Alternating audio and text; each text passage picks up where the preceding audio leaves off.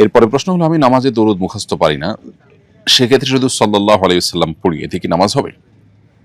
উত্তর হলো, নবী করিম সাল্লাল্লাহু আলাইহি ওয়াসাল্লাম নামাজের মধ্যে আমাদেরকে দরুদ ইব্রাহিম পাঠ করবার নির্দেশনা দিয়েছেন এবং শিখিয়েছেন। সাহাবায়ে কেরাম সেটি পালন করতেন। পৃথিবীর সমস্ত উলামায়ে কেরাম একমত যে নামাজের মধ্যে শেষ বৈঠকে আমরা দরুদ হিসাবে দরুদ ইব্রাহিম নিবেদন করব। আপনি দরুদ ইব্রাহিম মুখস্থ করতে পারেননি এখনো, সেই হিসাবে অন্য দরুদ যদি পড়েন আপনার সালাত আদায় হয়ে যাবে। কিন্তু দরুদ ইব্রাহিম মুখস্থ করবার চেষ্টা আপনার করা উচিত।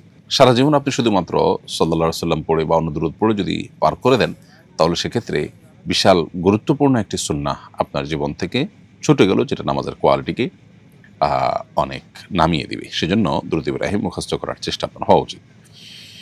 সম্প্রতি তালাক সম্পর্কে আপনার একটি স্ট্যাটাস পড়লাম, আমি আমার পরিবার নিয়ে খুবই কষ্টে আছি। স্ত্রী আমাকে বোঝে না, সামান্য অজুহাতে, আবার কোনো অজুহাত ছাড়াই আমার সাথে কথা বলা বন্ধ করে দেয়, বিছানা আলাদা করে ফেলে। বেশ কিছুদিন যাবার পর আবার তার ইচ্ছে অনুযায়ী বিছানা একসাথে করে। এই মুহূর্তে আমার কি করা উচিত? আপনার পরামর্শ কামনা করছি। প্রথম কথা হলো যে, দাম্পত্য সম্পর্ক যখন খারাপ হয়ে যায় তখন আল্লাহ রাব্বুল আলামিন আমাদেরকে পরস্পরকে নাসিহা করবার নির্দেশ করেছেন।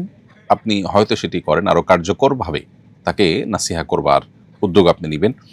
সেই সাথে আপনার মধ্যে কোনো সমস্যা আছে কিনা সেটি খুঁজে বের করার চেষ্টা করবেন। যদি আপনার সঙ্গীর মধ্যে এরকম কোনো সমস্যা দেখেন যে সমস্যাটা আসলে অস্বাভাবিক, আপনার মনে হয় যে তিনি এক্ষেত্রে আপনার হক নষ্ট করছেন অথবা তিনি ভুল করছেন, তাহলে সেক্ষেত্রে তাকে বোঝানোর জন্য আপনার নিজস্ব উদ্যোগের বাইরেও অন্য লোককে দিয়ে তাকে বোঝাবার চেষ্টা, কাউন্সেলিং করবার চেষ্টা আপনাকে করতে হবে।